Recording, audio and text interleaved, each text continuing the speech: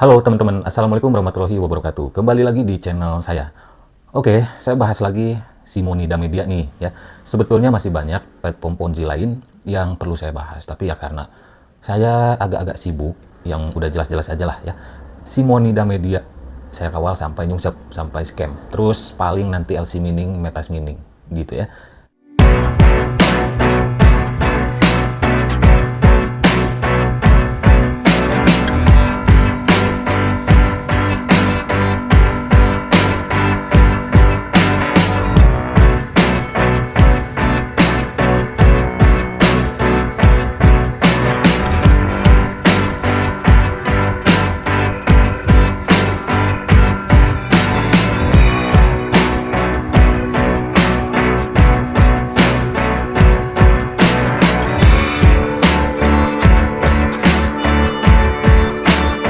Nah, Simonida Media ini, bakteri Ponzi-nya, yaitu leader-leader Ponzi ya, semakin gencar merekrut. Nah, di balik itu pasti ada sesuatu ya. Sesuatunya apa?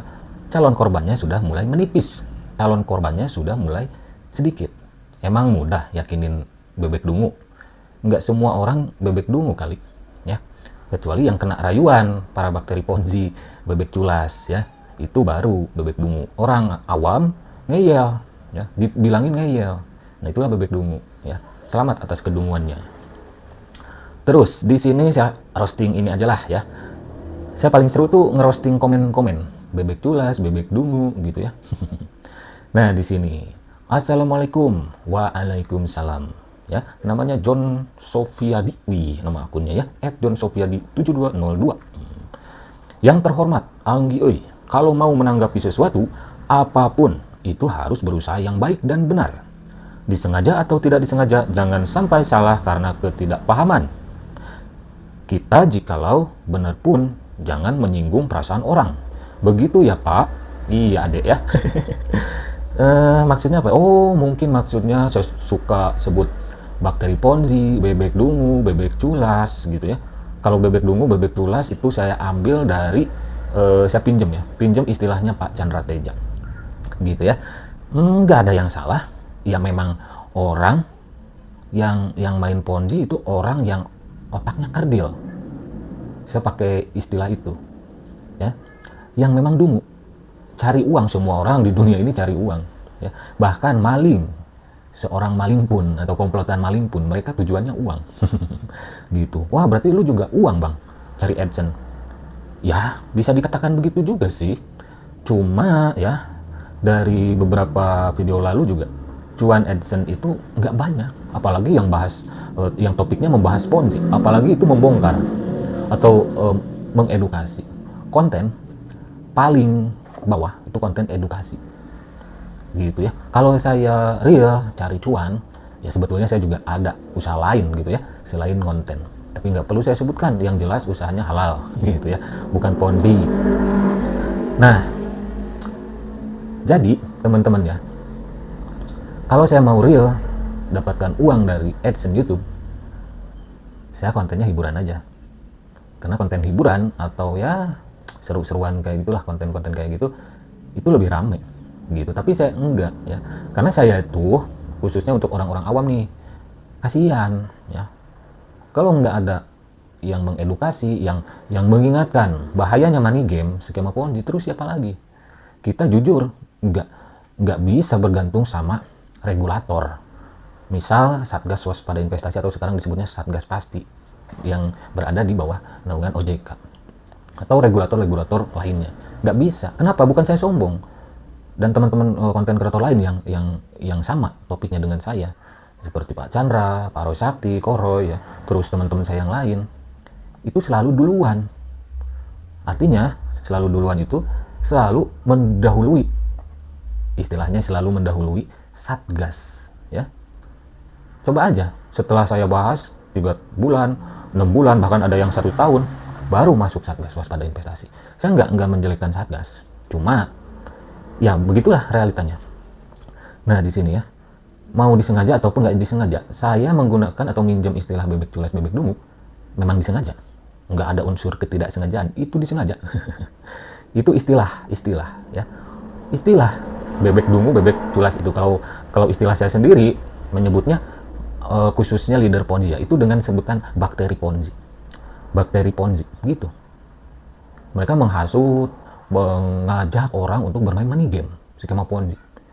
Yang tujuan akhirnya mereka mencari cuan.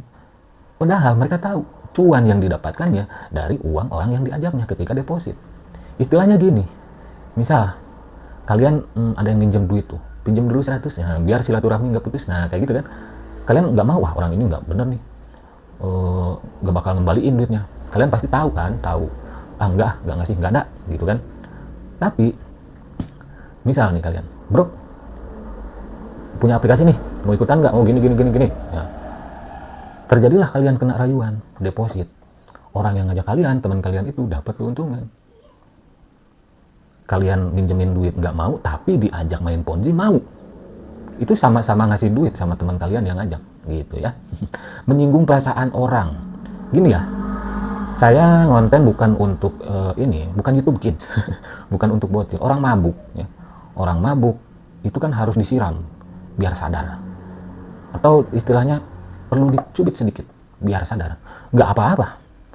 Kalian membenci saya karena saya sebut kalian yang awam tapi ngeyel bebek dungu, atau kalian residivis Ponzi ya, bakteri Ponzi, saya sebutnya bebek culas, meskipun itu saya minjem kedua istilah itu dari Pak Chandra saja.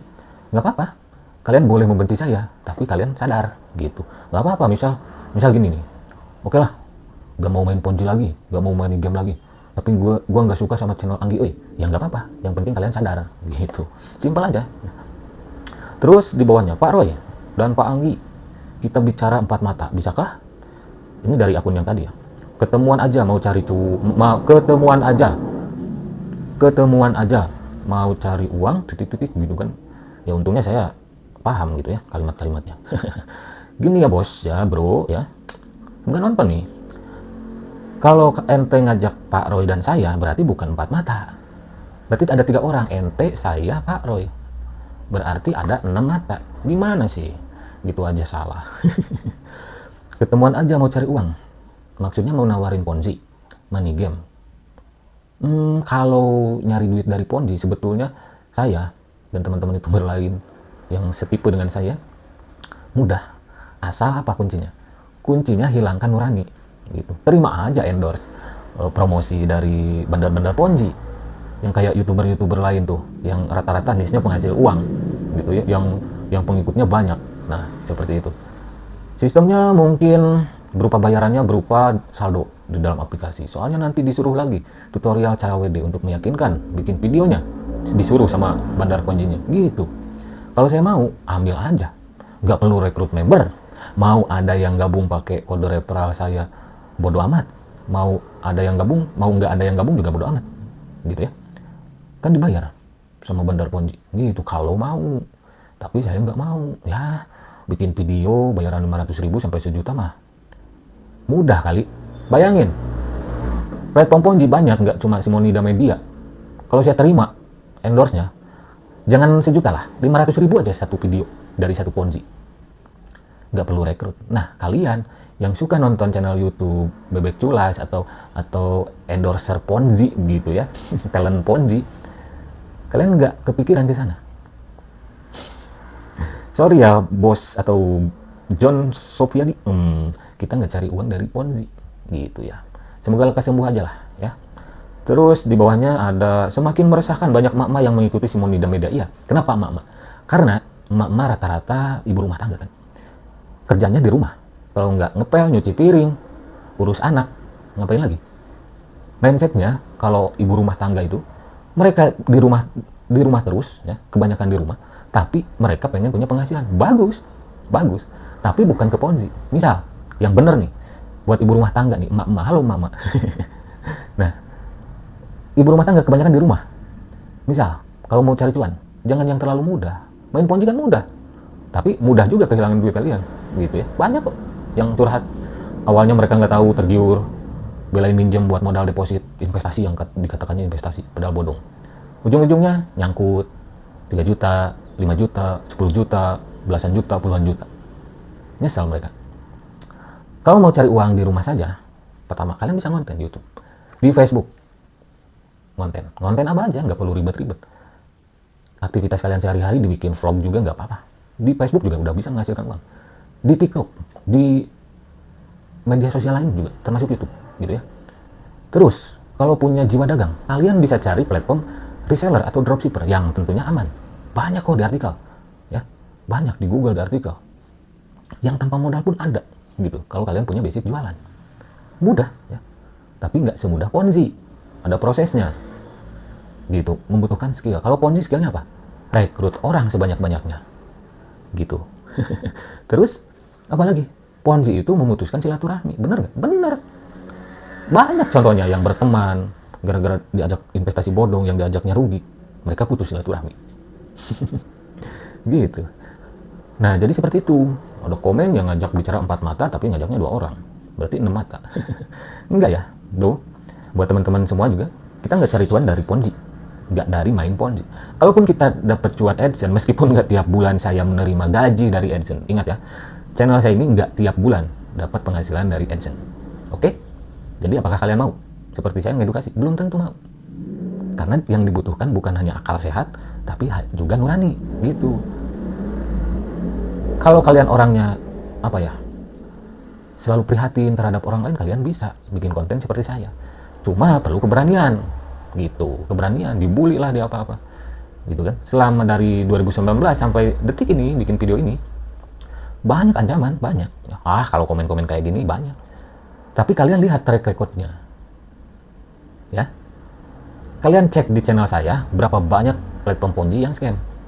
Lihat komentar-komentarnya. Apalagi videonya yang rame tuh, yang puluhan ribu, yang ribuan gitu, yang belasan ribu, puluhan ribu. Lihat komen-komennya. Dan aplikasinya sudah scam, lihat komentar-komentarnya. Banyak bakteri Ponzi. Gitu ya. Ya, saya bilang leader Ponzi itu residivis Ponzi. Ada yang nggak terima? Coba. Kalau mau debat ya silahkan live IG sama saya. Jangan hanya 4 mata, tapi seluruh mata. Saya dan Pak Roy pasti welcome. Kita debat aja live IG. Biar semua orang tahu.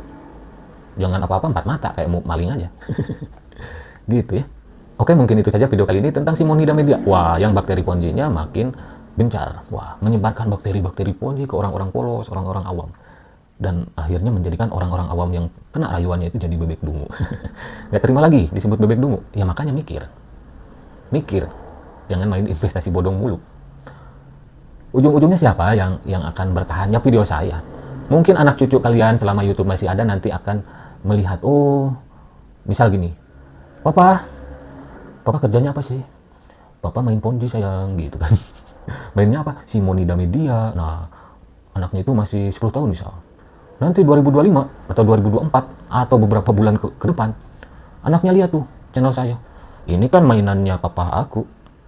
Oh, ternyata papa aku residivis Ponzi gitu. Mungkin kayak gitu ya anaknya ya. Nanti mikirnya. Aduh, nggak bakal habis leader Ponzi itu karena mereka ya sama, semua orang butuh makan ya. Tapi ya maling juga butuh makan. Maling juga mindset mereka di kepala mereka maling ngambil barang orang lain. Itu ujungnya uang, ujungnya makan.